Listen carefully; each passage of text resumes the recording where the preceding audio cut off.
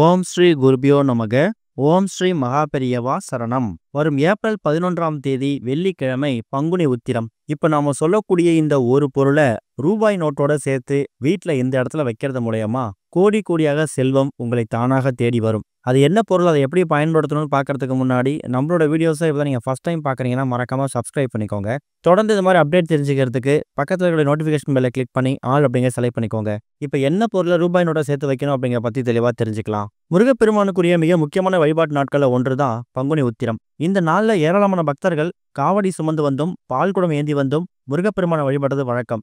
இந்த நாளில் முருகப்பெருமான அருளை பெறுவதற்காக என்ன செய்யணும் அப்படிங்கிறத நீங்க தெரிஞ்சுக்கணும். பங்குனி உத்திரம் அன்னைக்கு முருகப்பெருமானை தவிர வேற எந்த தெய்வங்களை வழிபடலாம், என்ன செஞ்சா முருகப்பெருமான அருள் பரிபூர்ணமா கிடைக்கும் அப்படிங்கிறதையும் நீங்க கட்டாயம் தெரிஞ்சுக்கணும். பங்குனி மாதத்துல வரக்கூடிய முக்கியமான விரத நாள்ல ஒன்றுதான் பங்குனி உத்திரம். அதாவது பங்குனி மாதத்துல வரக்கூடிய பௌர்ணமி திதியும் இன்னொரு பக்கம் உத்திர நட்சத்திரமும் இணையக்கூடிய நாள் தான் பங்குனி உத்திரம். பல தெய்வீக திருமணங்கள் நடந்ததும் இந்த ஒரு பங்குனி உத்திரம் தினத்தன்னைக்கு தான். இது முருகப்பெருமானுக்குரிய முக்கியமான விரத நாள். இந்த நாள்ல விரதம் இருந்து முருகப்பெருமான வழிபாடு செய்யறதால திருமணம் உட்பட மங்கள நிகழ்வுகள் ஏற்படுதல இருக்கக்கூடிய தடைகள் இருக்குல்ல, இது எல்லாமே நீங்குமா. உதாரணத்துக்கு திருமண தடை, சுபகாரிய தடை, இது எல்லாமே வீட்டுல அதிகமா இருக்கு அப்படிங்கிறவங்களுக்கு பங்குனி உத்திர வழிபாடு ரொம்பவே கை கொடுக்கும். சிவன் பார்வதி, மீனாட்சி சுந்தரேஸ்வரர், ஸ்ரீராமர் சீதை, முருகன் தெய்வானை இவங்களோட திருமணங்கள் நடந்ததும் பங்குனி உத்திர நாள்லதான்னு புராணங்களை சொல்லியிருக்காங்க.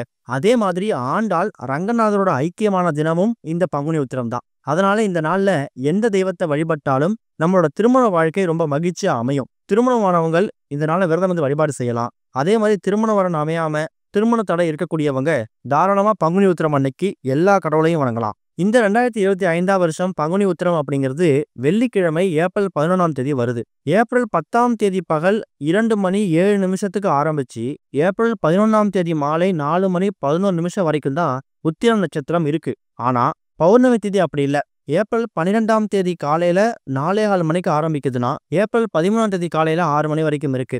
இருந்தாலும் இந்த பங்குனி உத்திர விரதம் அப்படிங்கிறது நட்சத்திர அடிப்படையில கொண்டாடப்படக்கூடிய விரத நாள் அப்படிங்கிறதால உத்திரம் நட்சத்திரம் வரக்கூடிய ஏப்ரல் 11ஆம் தேதியை தான் நம்ம பங்குனி உத்திரமா கணக்குல எடுத்துக்கணும். அன்றைய தினம் பௌர்ணமி திதி சேரல அப்படின்னாலும் நம்ம அதை பத்தி கவலைப்பட தேவையில்ல. பங்குனி உத்திர நாள்ல முக்கியமான சில விஷயங்கள் செய்யறதால முருகப்பெருமானோட அருள் நிச்சயம் கிடைக்கும் அப்படிங்கிறது ஐதீகம். பங்குனி உத்திரம் அன்னைக்கு கோவிலுக்கு போயிட்டு சிவன் பார்வதி முருகன் தெய்வானை இவங்களை வழிபாடு செய்யணும். அன்றைக்கு நடக்கக்கூடிய திருக்கல்யாண உற்சவத்துல கலந்துக்கிறதால செல்வ வளம், மகிழ்ச்சியான திருமண வாழ்க்கை, தெய்வீக அருள்னு சொல்லி எல்லாமே கிடைக்குமா. இன்னொரு பக்கம் முருகன் அப்படின்னு சொன்னாலே அபிஷேகம் அப்படிங்கிறது முக்கியமான அர்த்தம். அதாவது முருகப்பெருமானுக்கு அபிஷேகங்கள் நிறைய பிடிக்கும். பங்குனி உத்திரம் அன்னைக்கு எல்லா முருகர் கோவில்கள்லையும் அபிஷேக ஆராதனைகள் விமர்சையா நடக்கும். அந்த அபிஷேக ஆராதனை கலந்துக்கிறதுக்கு முயற்சி பண்ணுங்க. அந்த அபிஷேகத்துக்கு தேவையான பால், பழம், பன்னீர், சந்தனம், பஞ்சாமிர்தம், விபூதி, இளநீர், இது மாதிரி முருகனுக்கு என்னென்ன அபிஷேகங்கள் செய்வாங்களோ அந்த அபிஷேகத்துக்கு தேவையான பொருட்களை உங்க கையால வாங்கி கொடுக்கறதால உங்க குடும்பத்தில் இருக்கக்கூடிய இதுவரை இருந்து வந்துட்டு இருந்த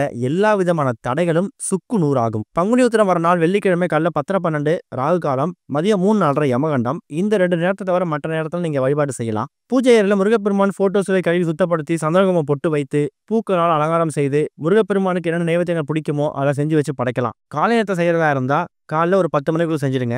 மாலை நேரத்தை செய்யற மாதிரி இருந்தா மாலை ஒரு 6 மணிக்கு மேல செய்யறது விசேஷம். இது போக இப்ப நாம சொல்லக்கூடிய இந்த தாந்திரிக முறை இருக்குல்ல, இது ரொம்ப எளிமையான ஒரு தாந்திரிக முறை. இதை பண்றதால உங்க வீட்டுக்குள்ள சகல விதமான செல்வங்கள் வந்து சேரும். கோடிக்கணக்கான பணம் புரளுவதற்கான வாய்ப்பை இந்த வழிபாடு ஏற்படுத்தி கொடுக்கும். இதுக்கு உங்களுக்கு ரூபாய் நோட்டு கூட வைக்கிறதுக்கு ஒரே ஒரு பொருள் தான் தேவைப்படுது. இந்த பொருள் நாட்டு மந்த கடைகள்லையும் சூப்பர் மார்க்கெட்லையும் ரொம்ப எளிதாக கிடைக்கக்கூடிய அதுவும் அற்புதமான ஒரு பொருள். அதுதான் கருப்பு ஏலக்காய். பொதுவா இந்த ஏலக்காய் அப்படிங்கிறத பணவசியம், ஜனவசியம் ரெண்டுத்துக்கும் பயன்படுத்துவோம் அப்படிங்கிறது நம்மளோட பதிவுகளை தொடர்ச்சியா பாக்குறவங்களுக்கு தெரியும். ஏலக்காய் மகாலட்சுமி தாயார் வாசம் செய்யக்கூடிய 108 பொருட்கள்ல ஒன்று. அப்பேற்பட்ட ஏலக்காய்க்கே அந்த மகிமை இருக்குன்னா அதை விட 10 மடங்கு சக்தி வாய்ந்த ஒரு அற்புதமான ஒரு பொருள் தான் இந்த ஒரு கருப்பு ஏலக்காய். ஏலக்காய் வைத்து நீ ஒரு பரிகாரம் செய்றீங்க, அது மூலமா பணவசியம் ஒரு 100 ரூபாய் வருதுன்னா இந்த கருப்பு ஏலக்காய் வச்சு பண்ணீங்கன்னா 1000 ரூபாய் ஆகும். அப்படியே 10 மடங்கு. அந்த அளவுக்கு ஒரு அற்புதமான பொருள், தன ஆக்ரோஷம் கொண்டக்கூடிய ஒரு பொருள் தான் இந்த ஒரு கருப்பு ஏலக்காய். இது நாட்டு மருந்து கடைகள், டிபார்ட்மெண்ட் ஸ்டோர்லையும் கிடைக்கும். அதை வாங்கிட்டு வச்சுக்கோங்க. இந்த பரிகாரத்தை எத்தனை மணிக்கு செய்யலாம்னா, நீங்க காலை நேரத்துல பூஜை செய்தாலும் சரி, மாலை நேரத்துல பூஜை செய்தாலும் சரி, உங்க பூஜையெல்லாம் முடிச்சுட்டு உங்களோட ஓய்வு நேரங்கள்ல பூஜை அறையில அமர்ந்து நீங்க பண்ண போறீங்க. இதுக்கு உங்களுக்கு ஒரே ஒரு ரூபாய் நோட்டு தேவைப்படும். இந்த ரூபாய் நோட்டு அப்படிங்கிறது ரொம்ப முக்கியம். அதாவது எவ்வளவு ரூபாய் நோட்டு எடுக்கிறீங்க அப்படிங்கிறது கட்டாயம் நீங்க நினைவுல வச்சுக்கிறோம். ஏன்னா இந்த பரிகாரத்துக்கு நீங்க பயன்படுத்தக்கூடிய ரூபாய் நோட்டை மறுபடியும் நீங்க செலவு பண்ண முடியாது. அதை பத்திரப்படுத்தி தான் வைக்கணும். இங்க உதாரணத்துக்கு நம்ம 100 ரூபாய் நோட்டு எடுத்துக்கிறோம். நீங்க ரூ. 20 ரூ. 50 ரூ. 100 இல்ல ரூ. 500 கூட எடுக்கிறதா இருக்கலாம். ஆனா அந்த ரூ. 500 எடுக்கிறீங்கன்னா, இந்த பரிகாரத்த பயன்படுத்திட்டு வீட்ல இந்த இடத்துல வைக்கும்போது, திரும்பவும் அந்த ரூ. 500 எடுத்து நீங்க செலவு பண்ண முடியாது. அதுக்கேத்த மாரி பார்த்துக்கோங்க. பூஜை அறை விளக்கேத்தி வச்சுட்டு பூஜையெல்லாம் முடிச்சுட்டு, சின்னதா ஒரு தட்டு ஒண்ணு எடுத்து வச்சுக்கோங்க. அதுல நீங்க தயார் செய்து வைத்திருக்கக்கூடிய அந்த ரூபாய் நோட்டையும், அது மேல இந்த கருப்பு ஏலக்காய் அப்படின்னு சொல்லக்கூடிய இந்த ஒரு தாந்திரிக பொருளையும் அது மேல வைக்கணும். ஆனா வைக்க போறதுக்கு முன்னாடி முக்கியமான விஷயத்த ஒண்ணு செய்யணும். அதாவது கையில நீங்க எத்தனை கருப்பு ஏலக்காய் வேணா வச்சுக்கோங்க. இவ்வளவுதான் அவ்வளவுதான் கணக்கே கிடையாது. குறைந்தது ஒரு 3க்கு மேல இருக்க மாரி பார்த்துக்கோங்க. உங்களோட வலது கையில இறுக்கமா மூடி, உங்க மனசுகிட்ட அந்த கருப்பு ஏலக்காய பத்திரமா வச்சுக்கோங்க. அதாவது கையில இறுக்கமா மூடி, அந்த கைய வந்து உங்க மனசுகிட்ட வச்சுக்கிட்டு, முருகப்பெருமான மனசார வேண்டிக்கோங்க.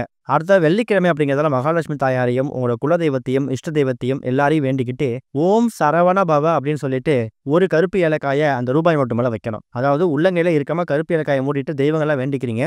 உங்களுக்கு முன்னாடி பூஜை அறையில சின்ன தட்டு மேல அந்த ரூபாய் நோட்டு இருக்கும். இப்ப ஓம் சரவண பவ அப்படின்னு சொல்லிட்டு, உங்க உள்ளங்கையில இருக்கக்கூடிய அந்த ஏலக்காய் இருக்குல்ல, கருப்பு ஏலக்காய் ஒரு 5, 6 வச்சிருக்கீங்கன்னா, அதுல முதல் ஏலக்காய அந்த ரூபாய் நோட்டு மேல வைக்கணும். அடுத்தது திரும்பவும் ஓம் சரவண பவ அப்படின்னு சொல்லிட்டு அடுத்த ஒரு கருப்பு ஏலக்காய வைக்கணும். இது மாதிரி கையில எத்தனை கருப்பு ஏலக்காய் வச்சிருக்கீங்களோ, அந்த ஒரு கருப்பு ஏலக்காயையும் ஓம் சரவண பவன் சொல்லிட்டு ரூபாய் நோட்டு மேல வச்சுட்டு, உங்க குடும்பத்தில் இருக்கக்கூடிய எல்லா விதமான பொருளாதார கஷ்டத்தையும் முருகப்பெருமான் கிட்டையும் மகாலட்சுமி தாயார் கிட்டையும் மனசார வேண்டிக்கும். கடன் பிரச்சனை, பொருளாதார பிரச்சனை, பண பிரச்சனை, இது மாதிரி எல்லாத்தையும் சொல்லிட்டு அந்த கருப்பு ஏலக்காய் எல்லாத்தையுமே அந்த ரூபாய் நோட்டு மேல வச்சிட்டு அப்புறமா நீங்க உங்களோட அன்றாட வேலை பார்க்கலாம். பூஜை அறையில மற்ற விளக்குகள் எவ்வளவு நேரம் எரியுதோ அவ்வளவு நேரம் அந்த ரூபாய் நோட்டும் அந்த கருப்பு ஏலக்காயும் அது மேல அப்படியே இருக்கட்டும். வேலையெல்லாம் முடிச்சிட்டு அந்த விளக்கெல்லாம் குளிர வச்சுட்டு இந்த ரூபாய் நோட்டையும் அந்த கருப்பு ஏலக்காயையும் ஒரு ஒயிட் கலர் பேப்பர் ஒன்று எடுத்துக்கோங்க. அந்த ஒயிட் கலர் பேப்பர்ல 4 மூலைகள்லையும் இந்த வெள்ளை நிற பேப்பர் வந்து கோடு போடாத அன்ரூல்டு பேப்பரா இருக்கணும். அதுக்கேற்ற மாதிரி பார்த்துக்கணும். அந்த ஒயிட் கலர் அன்ரூல்டு பேப்பர் எடுத்துட்டு அதுலயும் ஓம் சரவண பவன் எழுதிருங்க. பேப்பர் வந்து எவ்வளவு தூரம் எடுக்கிறீங்க அப்படிங்கிறது ரொம்ப முக்கியம். இந்த ஏலக்காயையும் அதாவது அந்த கருப்பு ஏலக்காயையும் ரூபாய் நோட்டையும் அதில் வச்சு மடிக்க போறோம். அதுக்கேற்ற மாதிரி ஒரு ஒயிட் கலர் கோடு போடாத பேப்பர் எடுத்து அதோட 4 மூலைகளையும் மஞ்சள் தடவிட்டு ஓம் சரவண பவன் அந்த ஒயிட் கலர் பேப்பர்ல எழுதிருங்க. அதுக்கப்புறமா நீங்க பூஜையில வச்சு பூஜை பண்றக்கூடிய அந்த ரூபாய் நோட்டையும் அந்த கருப்பு ஏலக்காயையும் எடுத்து அதை வச்சு அந்த பேப்பரை 4ஆ மடிச்சிடுங்க. அதுக்கப்புறமா இதை உங்க வீட்டோட பீரோ, லாக்கர், கல்லாப்பெட்டி, பணப்புழக்கம் இருக்கக்கூடிய இடம், இல்லைன்னா மாதம் சம்பளம் வாங்கிட்டு அந்த சம்பளத்தை நான் இங்கே தான் வைப்பேன். வீட்டில் இந்த இடத்துல சம்பளத்தை வச்சா எனக்கு செலவாகாது, பணம் இங்கே இருக்கும்போது வீண் செலவு ஆகாதுன்னு உங்களுக்குன்னு சென்டிமெண்டா ஒரு இடம் இருக்கும்ல, அந்த மாதிரி இடத்துல கொண்டு போயிட்டு இந்த ரூபாய் நோட்டையும் கருப்பு ஏலக்காய் வைத்து மடித்திருக்கக்கூடிய இந்த பேப்பரை, அந்த பொட்டலத்தை அப்படியே பத்திரப்படுத்தி வச்சுக்கோங்க. வெள்ளி மற்றும் செவ்வாய்க்கிழமைகள்லையும் முருகப்பெருமானுக்குரிய சஷ்டி கிருத்திகை தினங்கள்லையும் இதுக்கு நீங்க சாம்பிராணி தூபம் போடணும். சுத்தபத்தம் இல்லாம அதை தொடர்றதும் தவிர்க்கிறது நல்லது. பார்க்கறது ரொம்ப எளிமையான பரிகாரம் மாதிரி தெரியும். அது உள்ள வைத்திருக்கக்கூடிய அந்த கருப்பு ஏலக்காய் அப்படிங்கிறது ஒரு அபரிமிதமான ஒரு பொருள். செல்வ வளத்தை உங்கள் பக்கம் கொண்டு வந்து சேர்த்துடும். சம்பளம் வாங்கி முழுசா சம்பளம் வீட்டுக்கு வரலையா, அதை கொண்டு வந்து சேர்க்கறது இதோட பொறுப்பு. அதே மாதிரி வீண் செல்வம் தவிர்க்கப்படும். இந்த ஒரு பங்குனி உத்திரம் அன்னைக்கு இதை முயற்சி பண்ணுங்க. கட்டாயம் நல்லது நடக்கும். 3 மாசத்துக்கு ஒரு முறை அதோட பொருளை பிரிச்சு பார்த்து வீணா போயிருந்தா மட்டும் பழைய ஏலக்காயை தூக்கி போட்டுட்டு புது ஏலக்காயை மாத்திக்கோங்க. ரூபாய் நோட்டை மாத்த வேணாம். ஓம் ஸ்ரீ குருபியோ நமக. ஓம் ஸ்ரீ மகா பெரியவா சரணம்.